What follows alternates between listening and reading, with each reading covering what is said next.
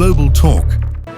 அன்பார்ந்த குளோபல் நேயர்களுக்கு சாந்தியும் சமாதானமும் உண்டாவதாக. கடந்த நாட்களில் ஏற்பட்ட சீரற்ற காலநிலை காரணமாக எமது குளோபல் யூடியூப் சேனல் செய்தி சேவையை தொடர்ந்து நடத்த முடியாத ஒரு நிலை ஏற்பட்டது. இப்போது ஓரளவு ஏற்பட்ட தடங்களை இறைவனின் உதவியால் நிவர்த்தி செய்து மறுபடியும் இதனை நடத்துவதற்கான வாய்ப்பினை எல்லாம் வல்ல இறைவன் வழங்கியுள்ளான். அல்ஹம்துலில்லாஹ். இந்த வகையிலே இன்று வரும் முக்கியமான செய்திகளில் மத்திய கிழக்கு மற்றும் இலங்கை தொடர்பான சில செய்திகளை சேகரித்து வந்துள்ளோம். இந்த வகையிலே தித்வா என்கிற ஒரு புயல் இலங்கையே சில மணி நேரங்களில் புரட்டி போட்டுவிட்டது. எமக்கு கிடைத்த இறுதியான தகவலின் அடிப்படையில் சுமார் இலங்கையில் ஏற்பட்ட இந்த தித்வா காரணமாக 465 பேர் உயிரிழந்துள்ளார்கள். 366 பேர் இதுவரையும் காணாமல் சென்றுள்ளார்கள். 15,58,919 பேர் இந்த தித்வா என்கிற புயல் மழை காரணமாக இலங்கையில் பாதிக்கப்பட்டுள்ள செய்திகள் அனைவர் மனதையும் சஞ்சலப்படுத்துகிறது. இந்த சஞ்சலத்தை காசாவோடு நான் ஒப்பிட்டு பார்த்தபோது எனக்கு இது ஒரு சிறிய ஒரு பாதிப்பு போல தோன்றியது. இருந்தாலும் ஒவ்வொரு உயிர்களும் எந்த இடத்தில் எப்படி சென்றாலும் அது நிகரற்ற பெருமதியுடையது, அது வேதனையும் வலியையும் தரக்கூடியது என்பதுதான் உண்மையான ஒன்று. இந்த வகையிலே இந்த புயல் அனர்த்தத்துக்கு தித்வா என்ற பெயர் இது தற்போது உலகம் முழுவதும் பேசப்படும் ஒரு சொல்லாக காணப்படுகிறது. சரி, இந்த தித்வா என்கிற பெயரை யார் விட்டது தெரியுமா?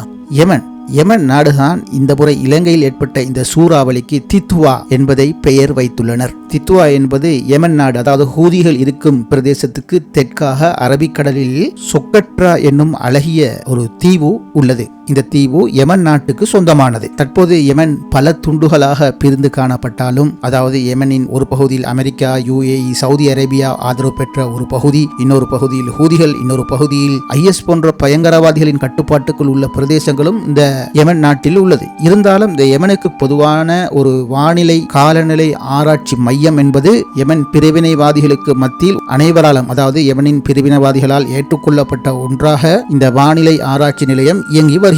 இந்த வகையில் இந்த தித்வா என்ற ஒரு பெயர் நான் மேலே கூறியது போல யமனுக்கு சொந்தமான சொக்கட்ரா தீவில் உள்ள ஒரு அழகிய சூழல் கொண்ட ஒரு பிரதேசமாகும். அதாவது அங்கு காணப்படும் கலப்பு லெகோன் பகுதியை தித்வா என்ற பெயர் கொண்டு அழைப்பார்கள். அதாவது சொல்லப்படுவது இது ஒரு கடல் காயல். தித்வா என்ற பெயருடைய சரியான மொழிபெயர்ப்பாம். அதனை ஆங்கிலத்தில் லெகூன் என்று அழைப்போம். லெகூன் என்பது பொதுவாக கலப்பு சார்ந்த பிரதேசம் அல்லது கடல் நீர் ஏரி போன்றவற்றை குறிப்பிடலாம். எனவே இந்த வகையில் தான் யமன் நாடு இந்த இலங்கைக்கு ஏற்பட்ட இந்த புயலுக்கு தித்வா என்ற பெயரை சூட்டியுள்ளது. அது சரி, எப்படி யமன் இலங்கையில் ஏற்பட்ட சூறாவளிக்கு பெயர் வைத்திருக்கலாம்? இலங்கையே அதற்கான பெயர் விட வேண்டும் என்று உங்களுக்கு ஒரு யோசனை வரலாம். அதற்கான விடை என்னவென்றால், சர்வதேச வானிலை மாற்றங்கள் சம்பந்தமாக உலக வானிலை அமைப்பு என்ற ஒரு ஆணையம் ஐக்கிய நாடுகள் சபையின் கீழ் இயங்கிக் கொண்டிருக்கின்றது. இந்த ஆணையம் ஒவ்வொரு பிராந்தியங்களிலும் வானிலை காலநிலை சம்பந்தமான குழுக்களை நியமித்துள்ளது. இந்த குழுக்கள் அந்த பிராந்தியத்தில் ஏற்படும் இயற்கை இடர் அனர்த்தம் சம்பந்தமான புள்ளி விவரங்களை ஒருங்கிணைந்த அடிப்படையில் பெற்றுக்கொள்ளும். இவ்வாறான இந்த புள்ளி விவர அறிக்கைகளுக்கு,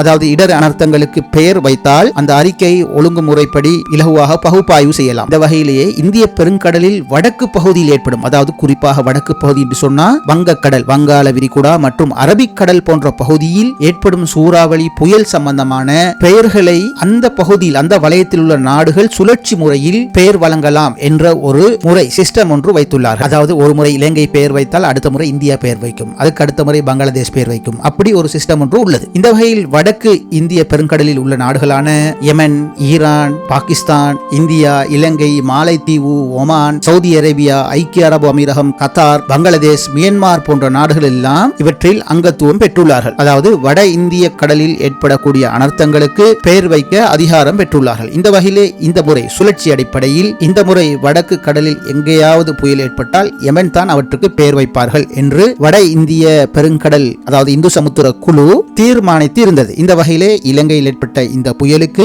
யமன் தித்வா என்ற பெயர் விட்டிருந்தது. இதுதான் இந்த தித்வா என்ற பெயரின் பின்புல கதைகள் ஆகும். இந்த வகையிலே சகோதரர்களே, இந்த தித்வா புயல் ஏற்பட்டதன் காரணமாக வட இந்திய பசிபிக்கில் காணப்படும் நாடுகள் இலங்கைக்கு மிக அதிகமான உதவிகளை செய்கிறது. குறிப்பாக அண்டை நாடான இந்தியா தனது உதவிக்கரங்களை நீட்டிக் கொண்டிருக்கின்றது. அவ்வாறே பாகிஸ்தான், UAE, சவுதி அரேபியா, மாலைத்தீவு போன்ற பல்வேறு நாடுகள் பெருந்தொகையான பொருட்களையும் பணங்களையும் அள்ளி வழங்குகின்றது. இன்று கூட நான் பேசிக் கொண்டிருக்கும் போது இரண்டாவது UAE உடைய நிவாரண பொருட்களை ஏற்றிக்கொண்டு வரும் விமானம் கட்டுநாயக்கா விமான நிலையத்தில் இறங்கியதாக நான் செய்தியை பார்த்தேன். அதுபோல் பல டொன் அரிசி, பருப்பு, மருந்து மருந்து பொருட்களை ஏற்றிக்கொண்டு கடல் வழியாக பாகிஸ்தான் நிவாரண பொருட்களை இலங்கைக்கு அனுப்பியுள்ளதாக தெரிவித்துள்ளது. அவ்வாறே இந்தியாவிலிருந்து மருத்துவர்கள் மற்றும் மருந்துகள், அத்தியாவசிய பொருட்கள், மீட்பு பணிக்கான சகல உபகரணங்கள் உட்பட உணவுப் பொருட்கள் என்று பெருந்தொகை உதவிகளை இந்தியா இலங்கைக்கு செய்து வருகிறது. சென்ற காலங்களில் இவ்வாறான உதவிகள் வந்தபோது இலங்கை முழுக்க சமமாக எல்லா மக்களும் வேறுபாடின்றி, இனம் மதம் வேறுபாடு இன்றி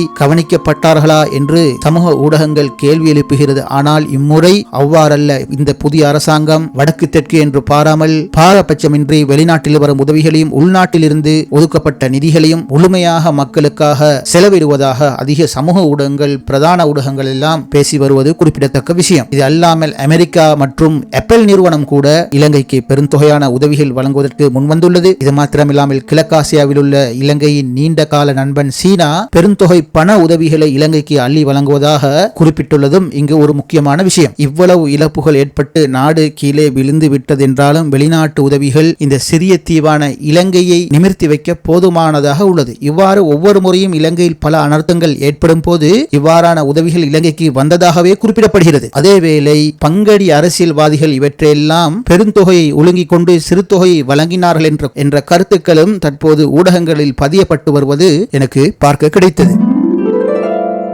அடுத்த செய்தியாக இஸ்ரேலில் இருந்து கிடைக்கும் தகவல்கள். இஸ்ரேலில் உங்களுக்கு தெரியும், நீங்க வேறு செய்திகளிலையும் பார்த்திருக்கலாம், பெருந்தொகையான இஸ்ரேலிய ராணுவ சிப்பாய்கள் இஸ்ரேலிய படையிலிருந்து விலகுவதற்கான சட்டப்பூர்வமான உரிமையை பெற்றுவிட்டார்கள், அதாவது விலகி செல்கிறார்கள் என்ற செய்தி வெளிவந்துள்ளது. பொதுவாக இஸ்ரேலில் 26 வயசுக்கு உட்பட்டவர்கள் யாவரும் குறிப்பிட்ட காலம் இஸ்ரேல் ராணுவத்தில் கடமையாற்ற வேண்டும். இது இஸ்ரேலுடைய பொதுவான சட்டம். இது பொதுவாக பெரும் வளர்ச்சி அடைந்த நாடுகள் எல்லாம் உள்ளது. அமெரிக்கா, ஆஸ்திரேலியா போன்ற நாடுகள் எல்லாம் இது உள்ளது. அதாவது யாவரும் நாட்டுக்காக ராணுவத்தில் குறிப்பிட்ட காலம் பணியாற்ற வேண்டும். அந்த காலத்தில் போர் ஏற்பட்டால் அவர்கள் அந்த போரில் பங்கு பெற்ற வேண்டும் என்ற ஒரு சட்டம் உள்ளது. இந்த வகையில் இஸ்ரேலில் உள்ள சகல இன மத குழுக்களும், ஏன் இஸ்லாமிய சமூகத்திலிருந்து பெயர் மாற்றம் பெற்ற ஒரு வடக்கு இஸ்ரேல் சிரியா எல்லையில் காணப்படக்கூடிய முஸ்லிம்களை போல ஒரு குழு உள்ளது. இவர்கள் இஸ்லாத்திலிருந்து விலகி புதிய கொள்கையை யூத மதத்தோடு சேர்ந்து உருவாக்கி கொண்டார்கள். இவர்கள் கூட இஸ்ரேலிய ராணுவத்தில் உள்ளார்கள். அதேபோல் இஸ்ரேலிய சமூகத்துக்குள் பல்வேறு பல பாரம்பரிய இனக்குழுக்கள் உள்ளது. அவற்றில்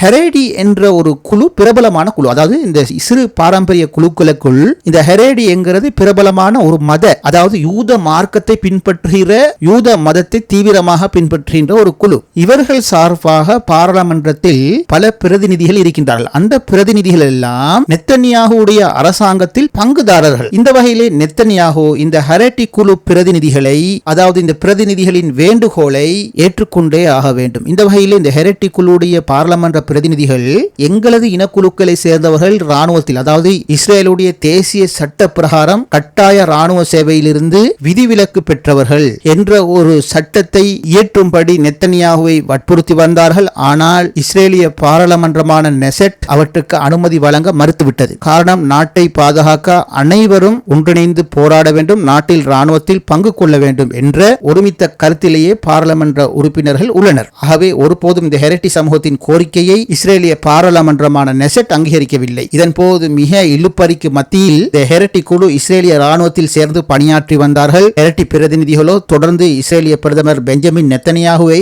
வற்புறுத்தி கொண்டே இருந்தார். அதாவது இந்த ஹெரேடி சமூக ராணுவ வீரர்களை உடனடியாக விடுதலை செய்யுமாறும், அவ்வாறு செய்யாவிட்டால் நாங்கள் அரசாங்கத்திலிருந்து விலகுவதாகவும் அவர்கள் நெத்தன்யாகுவை மிரட்டி வந்தார்கள். சென்ற மாதங்களில் இவ்வாறு மிரட்டி இந்த ஹெரேடி பிரதிநிதிகள் அரசாங்கத்திலிருந்து விலகிய போது பாராளுமன்றம் இழுத்து மூடப்பட்டது. நெத்தன்யாகுக்கு 1 மாத காலம் பாராளுமன்றம் அவகாசம் வழங்கியது. அதாவது 1 மாத காலத்துக்குள் அவர் பாராளுமன்றத்தின் பெரும்பான்மையை காட்ட வேண்டும், இல்லாவிட்டால் அடுத்த தேர்தல் அறிவிக்கப்படும் என்று அந்த நாடு, அதாவது பாராளுமன்றம் அறிவித்திருந்தது. ஆனால் இந்த நெத்தன்யாகு ஹெரேடி பிரதிநிதிகளின் காலில் விழுந்து ஏதோ பேசி பாராளுமன்றத்தில் மறுபடியும் தங்கள் பக்கம் அவர்களை இணைத்துக் கொண்டு பாராளுமன்றத்தை திறந்துவிட்டார். ஆனால் உள்ளே இந்த ஹெரேடி சமூகமும் நெத்தன்யாகுடைய அரசாங்கமும் என்ன பேசியது, எது சம்பந்தமான ஒப்பந்தம் என்று எந்த செய்திகளிலும் இன்று வரை தகவல் வெளிவரவில்லை. ஆனால் தற்போது கிடைத்த தகவல் அடிப்படையில் இந்த ஹெரேடி சமூகம் இஸ்ரேலிய ராணுவ சட்டம், அதாவது கட்டாய ராணுவ சட்டத்திலிருந்து விதிவிலக்கு பெறுவது என்ற ஒரு முடிவை நெத்தன்யாகு எடுத்துள்ளார். இது பாராளுமன்ற சட்டத்துக்கு முரணானது. ஆனால் சட்டத்திலும் ஓட்டை உள்ளது என்பதால் ஹெரேடி சமூகத்துக்கு நாங்கள் விதிவிலக்கு வழங்கவில்லை,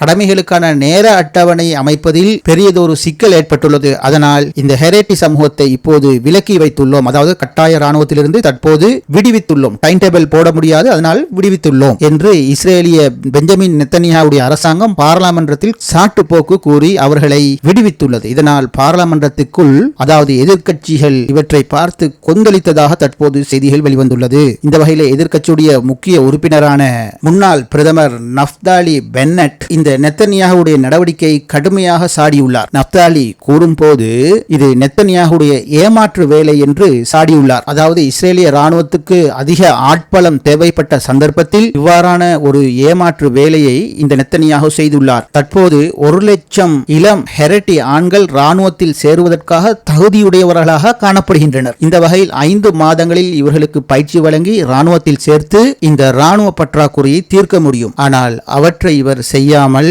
முழு நாட்டினையும் ஏமாற்றிவிட்டார். நாட்டிலுள்ள அனைத்து இன மக்களும் ஒன்று சேர்ந்து சிங்கம் போல் காசாவில் போரிட்டனர். ஆனால் நெத்தனியாகு எடுத்துள்ள இந்த நடவடிக்கை எதிர்காலத்தில் மேலும் ராணுவத்தை விட்டு விலகுவதற்கான வாய்ப்புகளை உருவாக்கும். மேலும் தீவிர யூத மதத்தை பின்பற்றும் இந்த ஹெரட்டி சமூக பாராளுமன்ற பிரதிநிதிகளை பார்த்து நஃப்தாலி பென்னட் கூறும்போது, எமது வேத புத்தகமான விவிலியத்தில் இவ்வாறு கூறப்பட்டுள்ளது, அவற்றை நீங்கள் மறுத்து ஏமாற்றுகிறீர்கள் என்று கூறுவது போல கீழ்வரும் வசனத்தை விவிலியத்திலிருந்து, அதாவது அவர்களுடைய வேத புத்தகத்திலிருந்து ஒரு வசனத்தை வாசித்தார். உன் சகோதரர்கள் போருக்கு செல்லும் போது நீ இங்கே அமர்ந்திருப்பியா என்று காத் மற்றும் ரூபன் கோத்திரங்களை பார்த்து மோசே அதாவது மூசா நபி கடிந்து கொண்டார் என்பதை இவர் ஹெரேடி குழு பிரதிநிதிகளுக்கு பாராளுமன்றத்தில் மேற்கோள் காட்டி பேசியுள்ளார். இறுதியில் அவர் குறிப்பிடுகிறார், நெத்தனியாகு செய்துள்ள இந்த சமூகத்தில் சமத்துவமற்ற வேலை நாட்டுடைய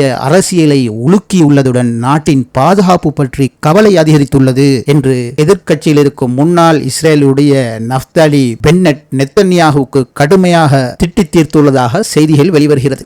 சரி சகோதரர்களே, மீண்டும் நல்லதொரு முக்கிய தகவல்களோடு மறுபடியும் உங்களை சந்திக்கின்றேன். இது குளோபல் நூலகத்துடைய குளோபல் டாக் நிகழ்ச்சி.